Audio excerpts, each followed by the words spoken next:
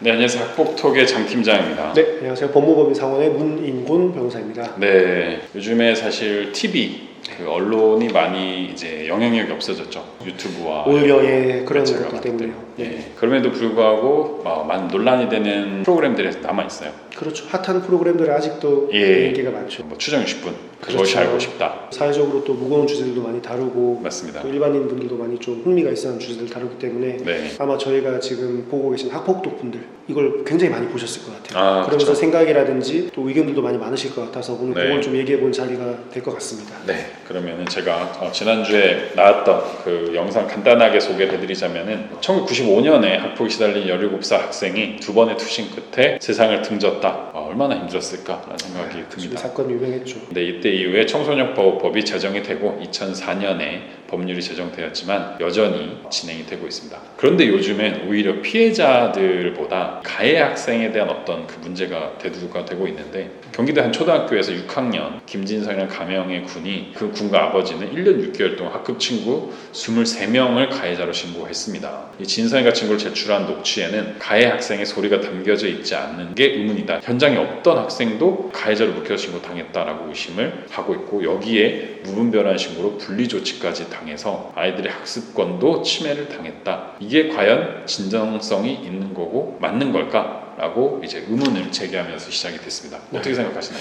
이 추정 60분 보면서 처음에 그런 생각을 했습니다. 학폭 피해자들의 불운한 어떤 그런 케이스들을 많이 다뤄서 학폭의 좀 심각성을 또 얘기하자면 이제 전혀 다른 관점에서 이제 해서 저도 좀 흥미롭게 봤는데 허위 신고죠, 말 그대로. 그쵸. 허위 신고에 따른 오히려 가해자로 지목된 사람들의 피해 사례들을 좀 이제 소개를 하더라고요. 그리고 이거 보셨는지 모르겠지만 지금 익명인 김진성 혼자 등교하는 거 보셨죠? 맞습니다. 정말 이례적이고 특이한 케이스죠. 혼자 분리조치를 해서 혼자 이제 교실에 있는 케이스였는데 글쎄요, 이게 지금 판단하기가 아직 좀 조심스러운 게 아직 법적으로 이게 맞는지 아닌지 100% 나온 건 아니더라고요. TV 프로그램 상에서는 안 나왔기 때문에 근데 만약에 이게 역으로 허위 신고를 인해서 가해자들로 지목이 돼버려가지고 분리조치를 당해서 학습권을 침해가 되고 학습권 침해에 따라서 또 아시다시피 학폭이라는 게 결국 학폭 가해자들은 가해 사실이 없다고 또 증거라든지 본인 나름대로의 방어 행정 절차 그리고 법적인 조치들을 다 또 광고를 해야 되지 않습니까? 네. 가해 학생 부모로 지목된 분들은 이런 것 때문에 너무 힘들고 그쵸. 자기 아이가 왜 이런 일을 당해야 되는지 모르겠다라고 하는데 사실이라면 정말 이런 일이 있어서는 안 되겠죠. 그쵸. 이게 정말 사실이라면 저는 그렇게 생각합니다. 법조인으로서 법을 악용하는 거지 않습니까? 그쵸. 그렇기 때문에 사건의 진실이 정말 궁금하긴 하지만 정말 허위 신고라면 이 법의 울타리를 이용을 해서 선량한 또 학생들의 학습권을 침해한 사례라고 저는 정리할 수 있을 것 같아요.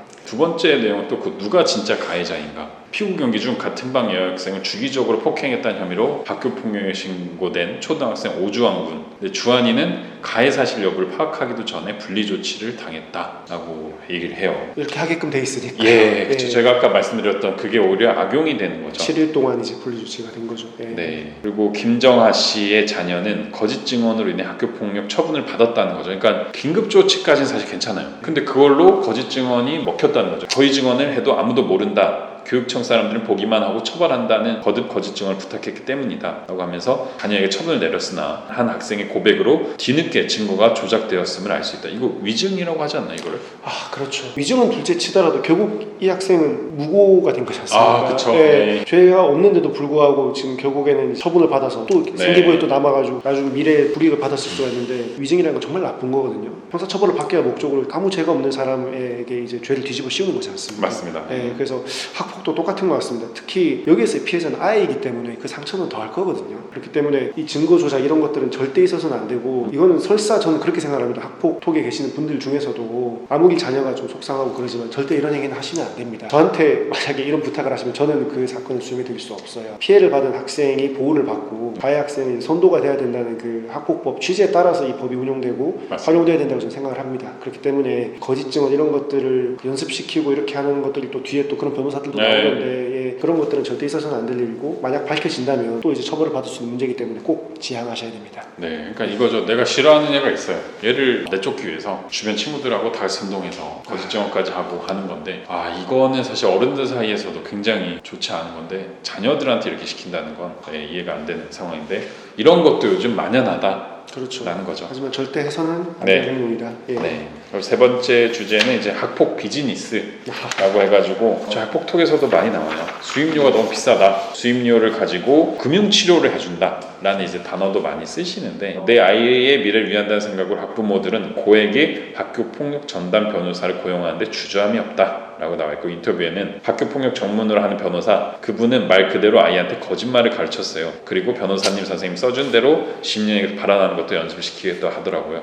근데 그렇게 했었어야 되는 거예요 라고 말했습니다. 이거 어떻게 생각하시나요? 일단 같은 변호사로서 네. 굉장히 좀 부끄러운 부분도 있는 것 같습니다. 네. 부끄러운 부분도 있고 저도 이제 이 주제가 이렇게 또 다뤄질지 몰랐습니다. 주전 60분에서. 그런데 그 익명으로 이제 인터뷰를 하는 변호사들을 보니까 좀 안타깝더라고요. 수임을 강요하고 수임이 안 되면 마치 이제 불이익이 있을 것처럼 악답처럼 얘기를 하고 맞아요. 아이의 미래를 위해서 이 정도도 못하냐 이런 네. 얘기도 하고 심지어 거기서 그치는 게 아니라 거짓말을 해라. 증거는 조작할 수 있다. 증거는 네. 지금부터 만들면 된다. 이런 얘기를 하는데 저는 변호사 윤리로서 그런 네. 부분은 좀 굉장히 문제가 있다고 생각합니다. 저한테 또 그런 부탁을 하시는 분이 오면 저는 또 과감하게 어렵죠. 수임을 못한다고 네. 말씀을 좀 드리고 싶어요. 정말 피해를 입은 학생이 피해에 따라서 가해 학생에게 온전한 처분을 받게끔 도와주는 역할을 하는 거지 그 가해 학생에 대한 어떤 감정적인 복수심이라든지 일개의 감정 때문에 이런 것들을 좀 악용을 해가지고 네. 없는 사실을 만들어내거나 증거를 조작하거나 한다는 것은 옳지 않은 것 같습니다. 그리고 그런 변호사분들이 좀 없어져야 될 것 같습니다. 네. 실제로 이 방송이 뜨고 나서 변호사들끼리 있는 단체 카톡방이 있습니다. 예. 굉장히 핫했었어요. 아. 그러면서 얘기를 하는 게 정직하게 일하는 나 같은 변호사도 많은데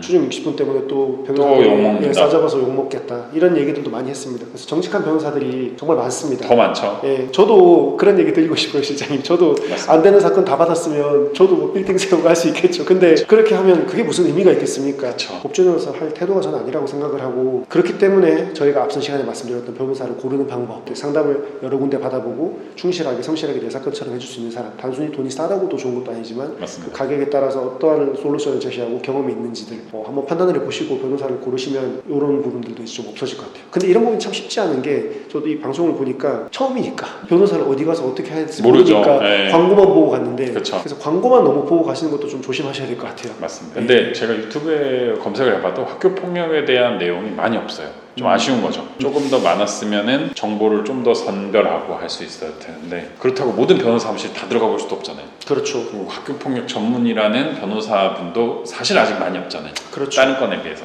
요즘 아무래도 사회 현상 추세상 좀 많이 늘어나고 있긴 네. 하지만 아직까지 이제 그런 책이라든지 맞습니다. 그런 정보를 전달해 줄 수 있는 카페라든지 네. 이런 것들이 없는 상황이기 때문에 학폭 피해자 학부모님들께서는 저희 이제 책이라든지 네. 학부도 카페에 있는 사례들 이런 것들을 보면 정말 어느 정도 감이 잡히더라고요. 맞습니다. 그것만 보고 변호사를 선임을 하든지 후속 절차를 논의를 하셔도 방송에 나왔던 잘못 변호사를 선임했고 돈을 너무 많이 썼다라고 하시는 분들의 피해는 막을 수 있을 거라고 생각합니다. 맞습니다. 이거는 조정이 될 거예요 아마. 누군가 계속 이렇게 건의를 하고 움직이면 정반 합의라고 이제 많이 나오잖아요. 학폭은 완전 없어져야 돼서 법을 세게 만들었더니 네. 이걸 또 악용하는 사례가 나오고 또 이걸 다시 보완하기 위해서 또 어떤 법이 나올 거고 그렇습니다. 이러면서 점점 좋은 유토피아적인 그 사회로 언젠가는 가지 않을까. 예, 너무 좋은 그런 말씀이십니다. 생각합니다. 예. 저도 한마디 좀 예. 거들자면 이 학폭이라는 게 결국에는 사회적으로 문제가 대두가 되면서 법도 네. 생기고 그 법에서 또 필요한 부분들이 계속 개정이 되고 있는데 맞습니다. 말씀하신 대로 문제점들이 분명히 있고 이 문제점들을 아까 말씀드렸던 네. 뭐 허위신고라든지 이런 것들을 걸러낼 어떤 그런 도구나 장치들이 분명히 또 생길 수 있을 것 같습니다. 맞습니다. 아직까지는 그런 부분들이 이제 오히려 학교가 이제 그런 것들을 은폐하거나 축소시키거나 조치를 취하지 않았다라는 그 불안 때문에 그렇게 될 수 있는데 물론 더 보완이 될 거고 그런 부분들이 보완이 된다면 결국 우리가 궁극적으로 이루고자 하는 학교폭력 예방 그쵸. 이런 것들이 이루어질 수 있을 거라고 생각을 합니다. 그 시간까지 사실 지금 과도기인 것 같아요. 20년 전에 분들은 얼마나 더 힘들었겠어요. 그렇죠. 예. 아무런 제도적인 뒷받침도 없는 긴급 상태에서 조치 이런 것도 없었을 거잖아요. 그러니까요. 예. 분명 더 좋게 변할 것이고 변하고 네. 있고요. 네. 그러기 위해서 현재 저희가 가진 이런 제도적인 보안 안에서 충분하게 권리를 찾을 수 있도록 했으면 좋겠고 저희가 또 도와드리겠습니다. 맞습니다. 그래서 저희 학폭톡의 역할이 사실 뭐 단순한 어떤 상담을 떠나서 이런 사회 전반적인 분위기를 바꾸는데 문인권 변호사님도 그렇고 저희 학폭톡 커뮤니티에서도 여러 가지 사례를 공유하면서 그런 사회 분위기를 좀 좋은 방향으로 이끌어 가도록 하겠습니다. 궁금하신 건 언제든지 학폭톡 카페에 올려주시고요. 네, 저희가 답변 드리도록 하겠습니다. 네, 영상 마치겠습니다. 감사합니다.